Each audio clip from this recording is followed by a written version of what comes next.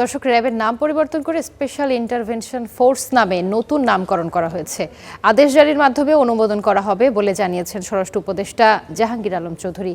এ নিয়ে আরও জানাতে সচিবালয় থেকে যোগ দিচ্ছেন আমাদের সহকর্মী মাহাদি হাসান। মাহাদি, র্যাবের এই নতুন নামকরণ নিয়ে সর্বশেষ জানাবেন, কবে থেকে এটি কার্যকর হতে পারে? রুবা, আপনাকে ধন্যবাদ।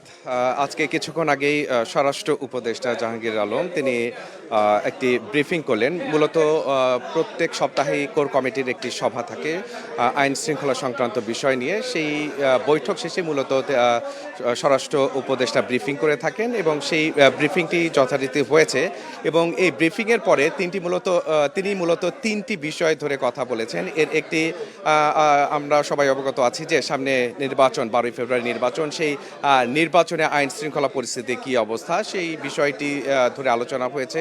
এর পাশাপাশি র্যাব নিয়ে আপনার দর্শক জানেন যে বেশ আলোচনা হয়েছে।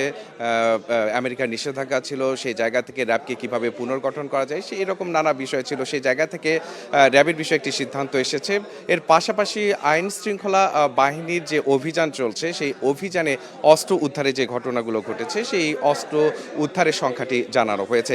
আমি যদি শুরুতেই আসি, র্যাবের বিষয়ে যে সিদ্ধান্ত এসেছে, র্যাবের নাম পরিবর্তনের কথা বলা হয়েছে। অর্থাৎ র্যাপিড অ্যাকশন ব্যাটালিয়ন, এই নামটি পরিবর্তন করে রাখা হয়েছে স্পেশাল ইন্টারভেনশন ফোর্স, সংক্ষেপে SIF।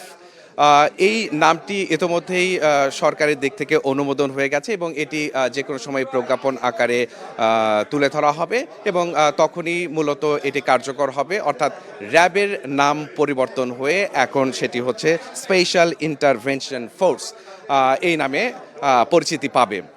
আর এর পরের বিষয়টি যেটি ছিল যে সার্বিক যেই নিরাপত্তা ব্যবস্থা, অর্থাৎ সামনে যে নির্বাচনটি হতে যাচ্ছে, সেই নির্বাচনে আসলে সঠিক, সুষ্ঠু, নিরপেক্ষ নির্বাচন হওয়ার বিষয়ে আসলে সরকারের অগ্রগতি কি, সেই জায়গা থেকে স্বরাষ্ট্র উপদেষ্টা সরাসরি বলেছেন যে নির্বাচন নিয়ে কোনো ধরনের সন্দেহ নেই এবং নির্বাচনকে সুষ্ঠু করতে আইন শৃঙ্খলা বাহিনী প্রস্তুত রয়েছে এবং তারা সব ধরনের ব্যবস্থাই নিয়েছেন যাতে করে সব ধরনের ব্যবস্থা গ্রহণ করা হচ্ছে। মাহাদি, আপনাকে ধন্যবাদ।